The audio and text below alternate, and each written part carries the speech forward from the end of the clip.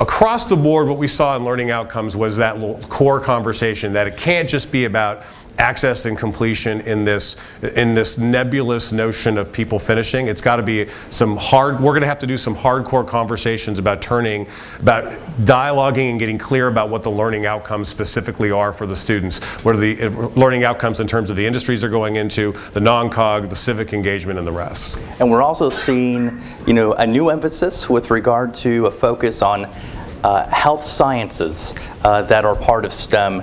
And you heard Dr. Jill Wakefield last night, who is our chair of our opening session, talk about the League's STEM Tech Conference. And I just wanted to announce once again that we are thrilled, and we're going to talk a little bit more about data and analytics later on, but we are thrilled that we're going to be partnering with University of Maryland, University College's Analytics Summit to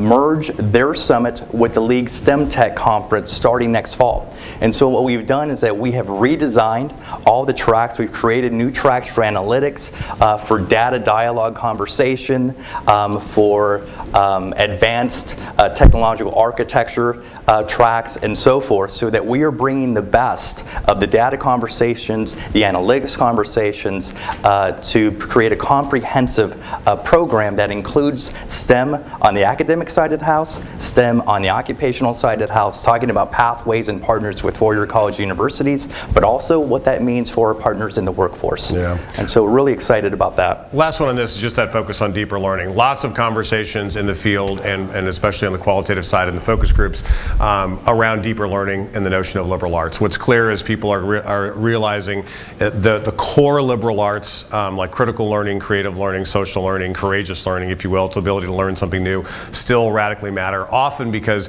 we are increasingly going to be training students for jobs that don't exist, right? And we're going to be preparing them for life situations they can't even fathom, right? So the core liberal arts really matter, especially, and this is one of the underlying ones, around social learning. The ability to, in this deep technology-rich world, how to understand when and how to use technology, when to turn it off, when to turn it on, how to build those kind of human relationships. And it goes back to that data from the Society for Human Resource Managers that shows the #1 reason people get their first jobs is not because of our credentials, it's because of what? It's a social network. It's someone who knows somebody who knows somebody. It's not LinkedIn. It tends to be personal connections, right? What's the #1 reason people are fired from their jobs? Take out layoffs. #1 reason people are fired.